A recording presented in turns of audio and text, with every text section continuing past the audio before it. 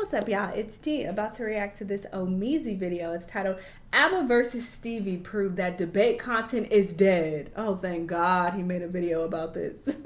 Because people told me to react to the original debate. I was like, absolutely not. I'm not watching that. And it's not even just because it's long. I've reacted to several longer videos on my channel. So the length wasn't even the problem. It was the content. I skimmed through it a bit and I was like, what? I don't want to watch this. I'm not interested. For me to react to a long video, it has to be something I'm really interested in, like I'm genuinely into, and that debate, I was not. And it's not even just because it's a debate. Like, I do watch some debates. I just recently watched the Amanda Seales debating Black Republicans video, and that video was like over an hour, and I sat and watched that. But you know, I didn't react to it because it's a Jubilee video. They copyright all their videos, so I don't react to them anymore. But yeah, so I am into some debates and some political content to some degree. But what they were talking about, like kids and shit, I'm like, oh my God. I do not care about this at all. But if he's gonna summarize it and talk about how debate content is dead, then I'll listen.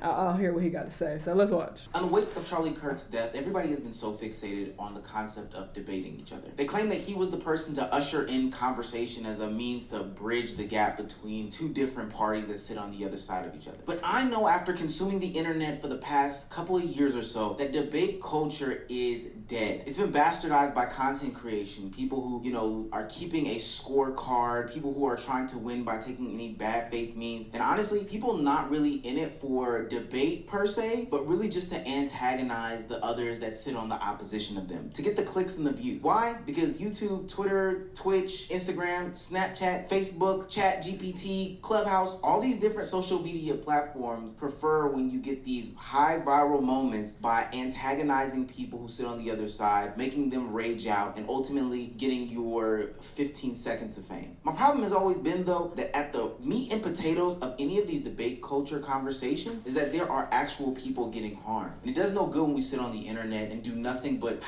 be bad faith. So it would naturally come to no shock to me when I saw that ABBA from ABBA and Preach and Stevie Knight from Night Talk were going to do a head-up debate. And I thought to myself, oh, man, that's not the one that I looked up.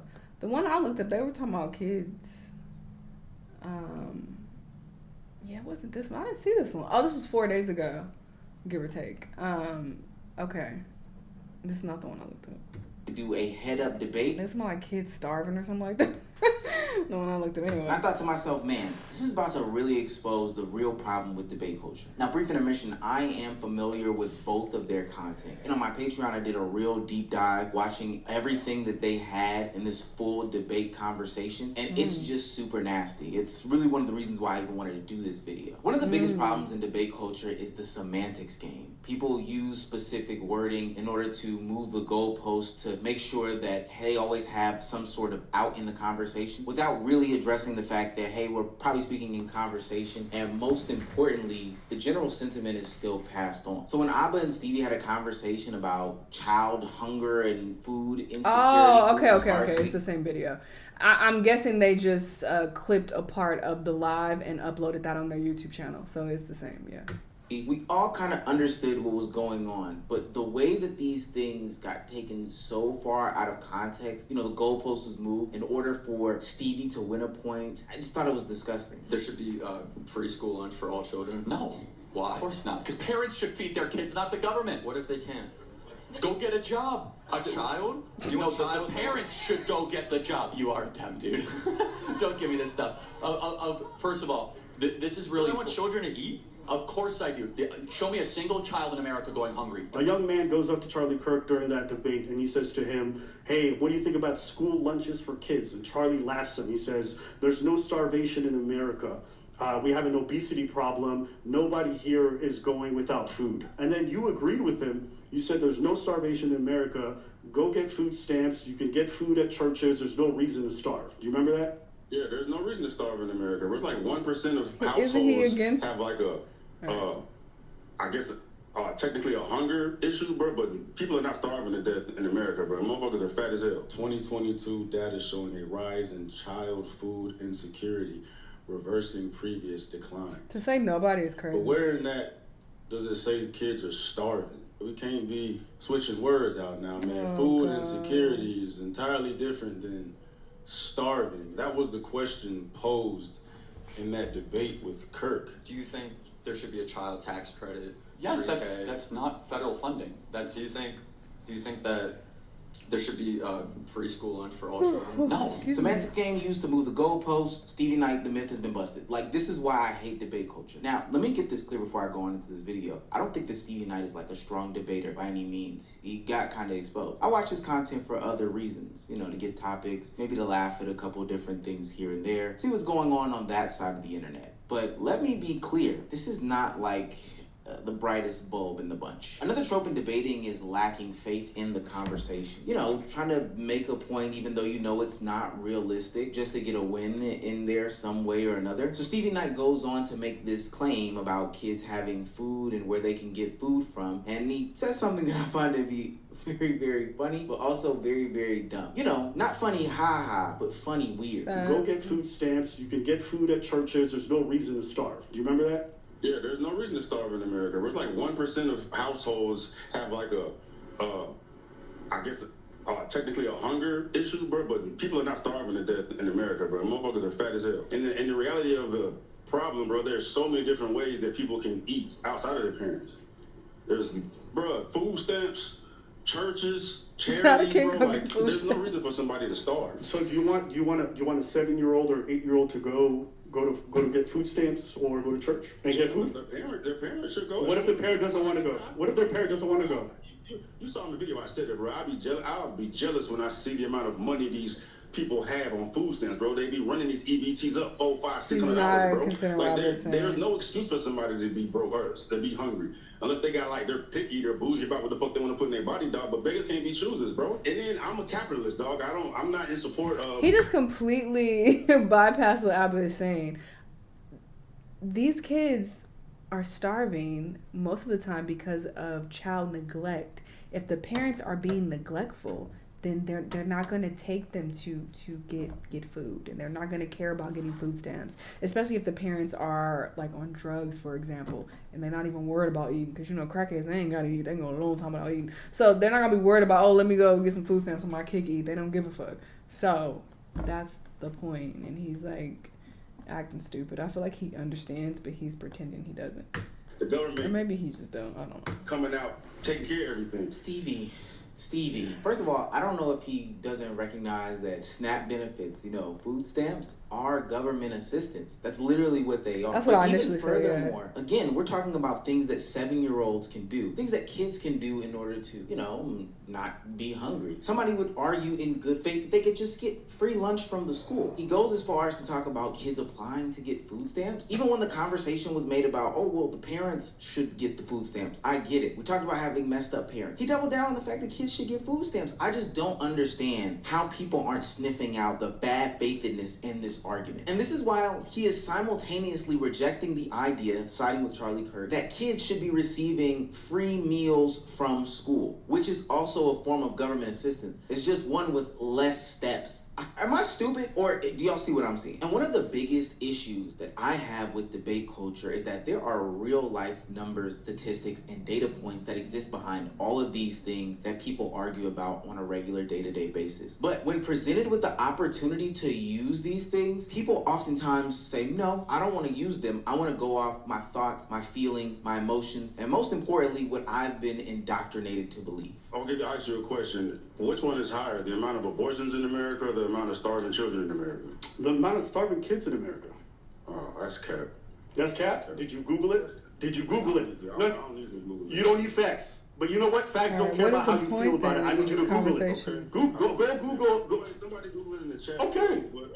But part of the spirit of debate is being introduced with new ideas that can change your mind, a term coined by Steven Crowder in his Going to College debate series, where people can present things to change your mind. It is a possibility for Stevie to literally do his Googles, and he doesn't. He changes the object of the conversation, switches everything, and throws it on his chat. The responsibility is on his chat now to then do the Google searches. This is the most disingenuous way to go about this real topic matter that people are talking about, and I hate the way that it's being presented in this video. The only reason why you would want to do that is because you want to further your narrative. You want to get others riled up by not taking in those data points because you don't want to concede. And this brings me to another one of my talking points, is that people don't want to debate, they want to antagonize. A couple of days ago, another debate style content group, Fearless Debates, went to TSU's campus to host open debates, and it did not end up going well. Oh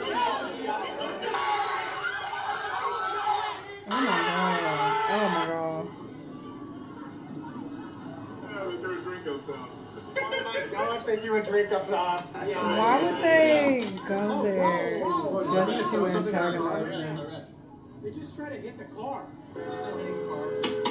Whoa, that was loud. Their topic was DEI, and ultimately they got chased off of their campus for coming to host these good-spirited debates that we've seen over and over and over and over again. Now, I do believe that people have the right to protest. That's an American thing. And I also don't think that people have the right to trespass on college campuses. While college campuses can be open, and I'm assuming that TSU's was, you still have to have authority to park your signs and park your table on a campus and do some sort of demonstration or host some sort of formatted event. Now, TSU was reportedly their first HBCU stop on what they called a Fearless Tour, inspired by Charlie Kirk. TSU said the group was unaffiliated with the university and was not authorized to be there. As a college graduate, I know these things. I don't know why that's like a secret to anybody. They have certain days where there's like a strip of tables where people are selling things and, passing out pamphlets, Jehovah's Witnesses and stuff like that. That's the day, and those are the spaces in which people can do these sorts of demonstrations. I do think it's quite nasty the way that this went down. Not from the student side, but the fact that they went to this HBCU without the express written consent from the campus, knowing that HBCUs for whatever reason were a target after Charlie Kirk's murder. I think that is like a read the room type situation, especially if you're going to go in there and do nothing but antagonize by bringing on the entire topic of DEI, which has been debunked several times. I mean, there's stats on top of stats on top of stats on top of stats that talk about it. The real reason why they went to that campus was not only to antagonize, but also become the next. And what these so-called fearless debaters are just part of a broader trend on groups touring campuses to create viral confrontations,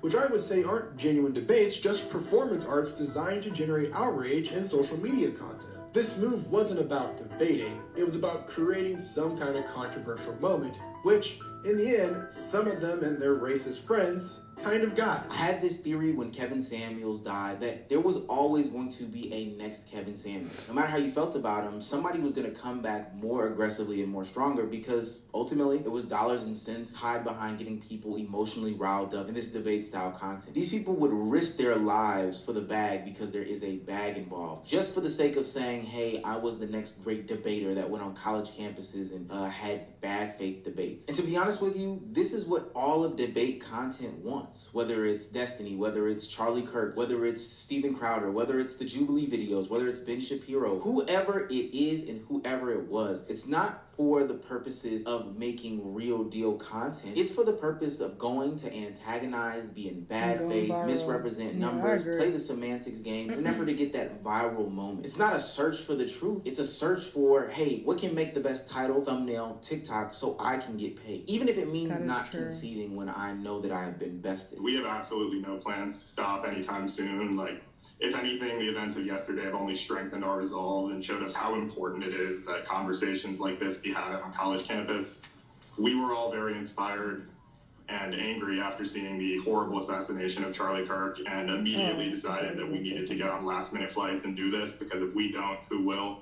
Somebody needs to pick up the mic, somebody needs to have these conversations and continue on free speech. If you were ever wondering why I don't participate in debate culture, is because I know that the party on the other side is willing to compromise on what's right, what's factual, what's logical for the bag. These are people who are willing to make a mockery out of other people who are living in real life situations. The starving, the ones that are looking for jobs, the ones that are looking for partners, the ones that are looking for answers. And they're willing to make a mockery out of them because because they know that their YouTube AdSense will go up, their Twitch sub count will go up, their monetization on Instagram or Facebook will go up. All these things will happen if they can just get that reaction. And I don't think that it's going to stop anytime soon with people that are imitators. So this is why I'm proud of those students at TSU, because where it really stops is the people participating in the debate. I know people are going to try to make you feel bad and say you're living in an echo chamber, etc., etc. I just don't want to be gaslit for an hour to make myself believe that what I'm saying is wrong, even though I have factual data in front of me that you won't look at. Let's go ahead and put to rest, like we've done others, the whole conversation about debate culture and debating in 2025.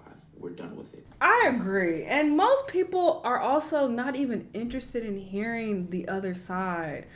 I find that most people will hold on to their beliefs for dear life. They don't care what you have to say. You can present them with all the facts in the world. You can present them with so much evidence, so many valid arguments that contradict what they believe, and they are still going to talk you in circles, play dumb, or, you know, pull shit out their ass that makes no sense. They are not going to even be open to what you have to say. So I feel like a lot of debating is pointless online, especially because you have that added incentive of getting money and like, oh, having that viral moment. So let me piss you off, or let me, you know, get you to say something crazy so that, you know, I can post this clip and get hella views. And that just makes it very disingenuous. So I don't think, you know, there's no point to all of this, honestly. But yeah, this seems like it was a hot mess. So y'all definitely check out the ABBA versus Stevie debate, the hour-long video. I didn't even know it came from that, from that live debate, because they have a shorter version on their YouTube channel that I looked at or skimmed through. But yeah, check that out if you're interested in this, I guess. But I don't see the point. That Stevie do sound a mess. Y'all let me know what y'all think, though, and I'll see y'all on the next one. Bye.